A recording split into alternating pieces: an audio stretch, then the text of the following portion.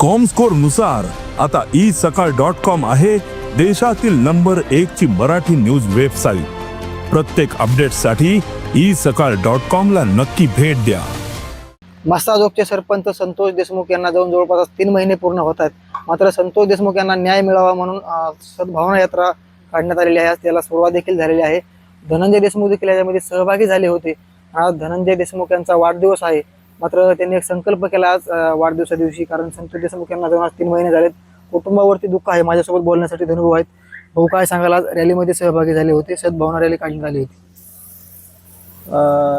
ज्या या दुष्ट प्रवृत्ती आहेत, ज्यांना कुठेतरी चुकीचं काम करताना जातीचा आधार घ्यावा लागतो, कुठेतरी वेगळ्या विचाराचा आधार घ्यावा लागतो, तिथं ही सद्भावना त्यांच्यात रुजली पाहिजे। आणि सद्भावना एकदा रुजली, एकदा माणूस म्हणून आपण जगायला लागलो, मग आपल्याला माणुसकी कळते आणि माणसानं काय करायचं असते। कारण का मी छोटंसं उदाहरण देईल, जे आपले मुख्य प्राणी आहेत त्यांना हातपाय दिलेले नाही देवानं, दिलेत ते माणसाला दिलेत। आपण जे कार्य करू ते फक्त आपल्याला करता येऊ शकतं।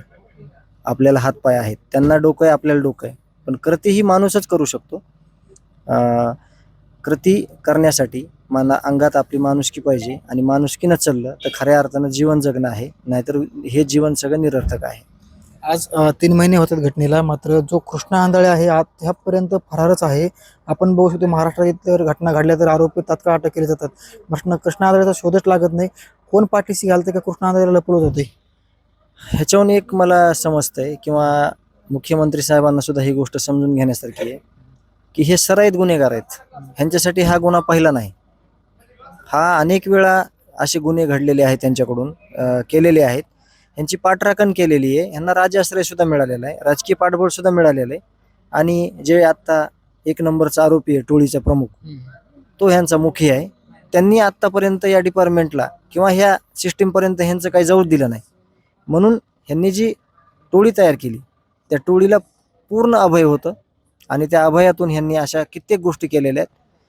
ज्या पोलिसांसोबत कृष्णा आंधळे हा फरार असताना फिरत होता, त्या पोलिसांना खरं तर ताब्यात घेऊन त्यांना कृष्णा आंधळेची माहिती विचारून त्यांच्याकडून ताब्यात कृष्णा आंधळेला घेतलं पाहिजे, असं माझं मत आहे। आज तुमचा वाढदिवस आहे, तुम्ही एक संकल्प देखील केलेला आहे, काय संकल्प नेमकी? याआधी आम्ही जे काही आमचा इथं ग्रामपंचायतला जे बहुसरपंच असताना आम्ही जे काही त्यांच्या वाढदिवसाला, माझ्या वाढदिवसाला जे संकल्प करायचो, त्यापैकी तुम्हाला काही सांगतो। जे वृक्षारोपण केलंय त्या झाडांना सगळ्या बोर्ड पेस्ट आणि कलर देऊन आम्ही वाढदिवस साजरा करायचो, किंवा जे पशुपक्षी आहेत त्यांना पानवटे करायचो, त्यांना एक भांडी तयार करायचो पाणी पिण्यासाठी, धान्य खाण्यासाठी। तसेच माझं वैयक्तिक 24 ते 25 वेळेस ब्लड डोनेट केले मी।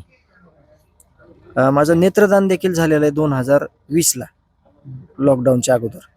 आणि आता मी जो वाढदिवस आहे माझा आज, त्या वाढदिवसा दिवशी मरणोत्तर देहदानाचा संकल्प केलेला आहे, त्याचा फॉर्म भरलेला आहे। त्याचा फॉर्म मी आज जे अंबाजोगाईचं कॉलेज आहे, मेडिकल कॉलेज, तिथं मी सबमिट करतोय। संतोष देशमुख यांच्या हत्या प्रकरणानंतर वेदनादायी फोटो आले, व्हिडिओ समोर आले, दोषारोपपत्र समोर आलं भाऊ। ह्यानंतर संपूर्ण महाराष्ट्र हळहळला। मात्र निर्दयी आणि राक्षसी वृत्तीच्या लोकांना कशी सजा झाली पाहिजे, आणि दुसरीकडे जे काही 5 गोपनीय साक्षीदार आहेत त्यांच्या संदर्भात त्यांना काही दबाव टाकला जाऊ शकतोय का, आणि त्या संदर्भात तुम्ही काही वरिष्ठ लेवलला भेटणार आहेत का, आणि मुख्यमंत्र्यांना या संदर्भात काही पत्र वगैरे देणार आहात का? मुख्यमंत्र्यांना लेखी पत्र देणार आहोत आम्ही, आणि त्याची जिम्मेदारी देखील घ्यायला लावणार आहोत। नुसतं पत्रच देणार नाहीत, त्याची सर्वस्वी जिम्मेदारी ही मुख्यमंत्र्यांची असेल। कारण का ही इतकी गंभीर घटना आहे, या अगोदरही गंभीर घटना घडलेल्या आहेत, परंतु याच पद्धतीनं या दुष्ट प्रवृत्ती वागल्यामुळं ह्यांचं सगळं झाकत गेलेलं आहे, आणि ह्यांना कुठलीही भीती नाही। आज देखील ते त्याच वृत्तीचे लोक आहेत। आज ते कुठंतरी जातमध्ये आणतात, कुठंतरी विचारमध्ये आणतात, पण तसं काही नाही। सगळा हा विचार जो आहे तो माणुसकीचा विचार घेऊन चालणारा सगळा बीड जिल्हा आहे। तिथं जातीपातीचं कुठं काही होत नाही, किंवा कुठलीच अविचारी गोष्ट होत नाही। सगळ्या चांगल्या गोष्टी करायची सगळ्यांची भावना असते। मात्र या 5 साक्षीदारांवरती दबाव आणला जाऊ शकतो का? जसे आजपर्यंत हे सगळ्या घटना घडल्यात, लोक समोर येत नव्हते, गुन्हे दाखल करत नव्हते, म्हणून ही घटना घडलेली आज आपल्या समोर दिसते सगळी। या 5 साक्षीदारांवरती दबाव आणला जाऊ शकतो का? अजून जर गुन्हेगारीची जात उघडी करायची असली तर ते करतील, आणि ते उघडी होईल, ते कुठं झाकणार नाही। आणि तसं जर झालं तर तेच पत्र आम्ही मुख्यमंत्री साहेबांना देणार आहोत, त्याची सर्वस्वी जिम्मेदारी ही साहेबांची असेल। आज तुम्ही जिल्ह्याच्या बाहेर देखील दौऱ्यात जात आहेत. बारामतीला काय मोर्चा वगैरे निघतोय, कशा पद्धतीचा मोर्चा असणार आणि तुम्ही कोण सहभागी होणार आहात?